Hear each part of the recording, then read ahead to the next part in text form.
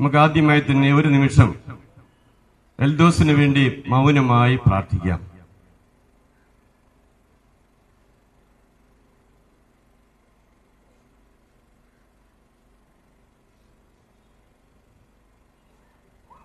ഈ റാലി ആരംഭിക്കുന്നതിന് മുമ്പ് ഞാൻ എൽദോസിന്റെ മൃതസംസ്കാര ശുശ്രൂഷയിൽ പങ്കെടുത്ത ശേഷമാണ് വന്നത് ഇവിടെ. ആ സഹോദരൻ ഇന്നലെ നമ്മളെ പോലെ ഓടി നടന്ന വ്യക്തിയാണ് 6 മണി വരെ. അതിനുശേഷമാണ് അദ്ദേഹത്തിന് ഈ ദുര്യോഗമുണ്ടായത്. അദ്ദേഹത്തിന്റെ മാതാപിതാക്കന്മാരെയും സഹോദരിയെയും കുടുംബാംഗങ്ങളെയും ഞാൻ കാണുകയുണ്ടായി. ഏറെ ദുഃഖകരമായിട്ടുള്ള ഒരു സാഹചര്യമായിരുന്നു ഇത്. യാദൃച്ഛികമായി സംഭവിച്ചതല്ല എന്ന് നമുക്കറിയാം. പലരുടെയും അനാസ്ഥ മൂലം സംഭവിച്ച കാര്യമാണിത്. 6 മാസം മുമ്പ് ഇവിടെ ഇതേ സ്ഥലത്ത് നാം വന്നിരുന്നു, പ്രതിഷേധ റാലി നടത്തി. അന്ന് പല കാര്യങ്ങളും പറഞ്ഞു. പക്ഷേ ഗവൺമെന്റോ വനപാലകരോ ഒന്നും അത് ചെവിക്കൊണ്ടില്ല. അതിന്റെ ഫലമായിട്ടാണ് ഇന്നും നാം ഇവിടെ വരേണ്ടി വന്നത്. കഴിഞ്ഞ ശനിയാഴ്ചയും ഈ ടൗണിൽ ഞങ്ങൾ വന്നിരുന്നു. അത് പുതിയ വന നിയമത്തിന്റെ പരിഷ്കരണം, അതിനെ എതിർത്തുകൊണ്ടുള്ള ഒരു റാലിയായിരുന്നു. ഇതിവിടെ ആരെയും എതിർക്കുവാൻ വേണ്ടിയല്ല, ജനങ്ങളുടെ ജീവിതത്തിന് സംരക്ഷണം കിട്ടണം. ഇവിടെ വനപാലകരുണ്ട്, ജനപാലകരാരുമില്ല.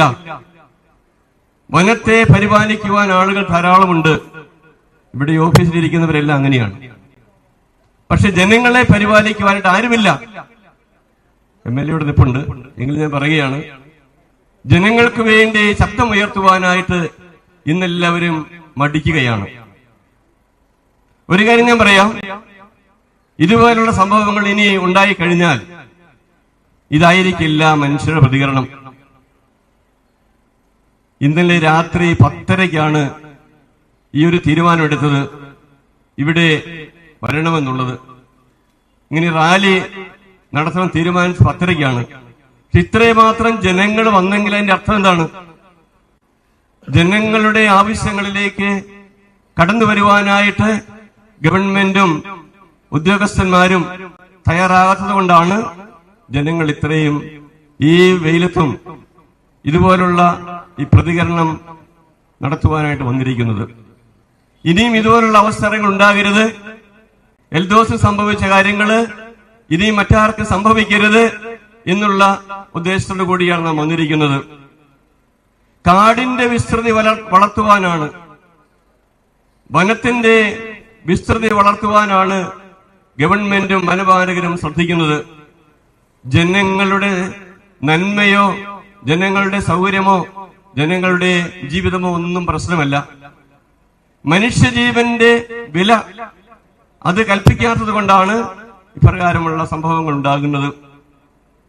അവസരത്തില് സണ്ണി സാറ് പറഞ്ഞതുപോലെ ഇവിടെ നമുക്ക് ഒരു കാര്യം മാത്രമേ ആഗ്രഹിക്കുന്നുള്ളൂ. ജനങ്ങൾക്ക് നാട്ടിൽ സ്വൈര്യമായി ജീവിക്കണം, വനത്തിൽ വന്യമൃഗങ്ങൾ കഴിയണം. വനത്തിൽ അതിനുള്ള സാഹചര്യം വനപാലകരെ ഉണ്ടാക്കേണ്ടത്, മറ്റാരുമല്ല. അവര് വനപാലകര് നാട്ടിൽ വന്ന് ജനങ്ങളെ ഭീഷണിപ്പെടുത്തി ജയിക്കാമെന്ന് കരുതരുത്. സണ്ണി സാറ് പറഞ്ഞതുപോലെ തന്നെയാണ്, ഇതുവരെ വന്യമൃഗങ്ങളെ മാത്രം ഭയപ്പെട്ടാൽ മതിയായിരുന്നു.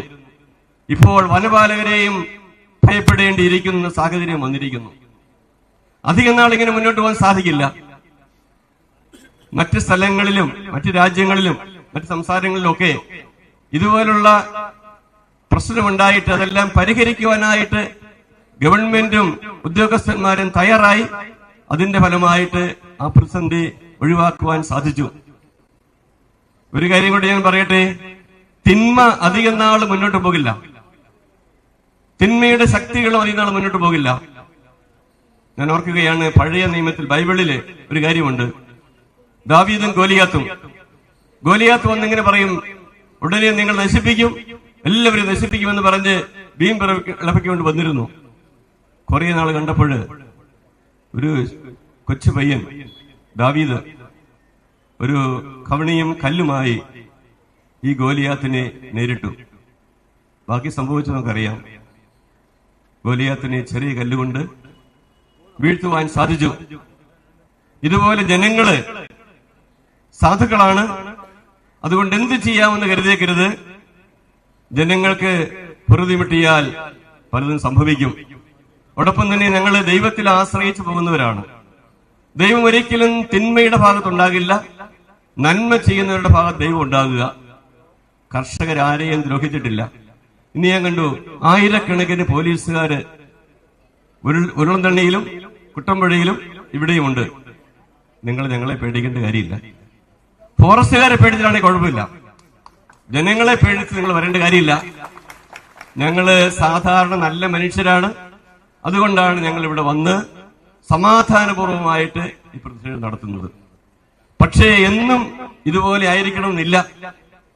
മനുഷ്യരുടെ ആവശ്യങ്ങളിലേക്ക് സർക്കാരും ഉദ്യോഗസ്ഥന്മാരും കണ്ണു തുറന്നില്ലെങ്കിൽ ഇതുപോലുള്ള അനുഭവങ്ങൾ, ഇതിൽ കൂടുതലായിട്ടുള്ള പ്രതിസന്ധികളിലേക്ക് വരാം.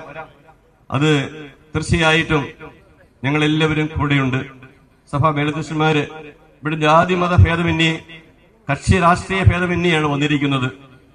ആരെയും ഞങ്ങൾ ഭീഷണിപ്പെടുത്താനോ അല്ലെങ്കിൽ ആരെയെങ്കിലും വെല്ലുവിളിക്കാനോ വന്നതല്ല. ജനങ്ങളുടെ ആവശ്യങ്ങളിലേക്ക് നിങ്ങളുടെ കണ്ണു തുറക്കണം. ജനങ്ങൾക്ക് സുരക്ഷിതമായി ജീവിക്കുവാൻ സാധിക്കണം. ഇല്ലെങ്കിൽ കേരളം മുഴുവനും ഒരു വന്യമൃഗ സംരക്ഷണശാലയായി തീരും. അതിനുള്ള അവസരം ഒരുക്കരുത്. വന്യമൃഗങ്ങൾക്ക് വേണ്ടിയല്ല നിയമങ്ങൾ ഉണ്ടാക്കേണ്ടത്, ജനങ്ങൾക്ക് വേണ്ടി നിയമം ഉണ്ടാക്കണം. ഈ നിയമം പുതുതായി വന്നിരിക്കുന്ന കരട് നിയമം അതപ്പാടെ പിൻവലിച്ച് നല്ല നിയമങ്ങള്, ജനങ്ങൾക്ക് ഉപകാരപ്രദമായ നിയമങ്ങൾ ഉണ്ടാക്കുവാൻ സാധിക്കണമെന്ന് ആശംസിക്കുകയാണ്. ക്രിസ്മസിന്റെ അവസരം കൂടിയാണല്ലോ. നിരാശയുടെ സമയമല്ല, പ്രത്യാശയുടെ സമയമാണിത്. സമാധാനത്തിന്റെ സമയമാണിത്.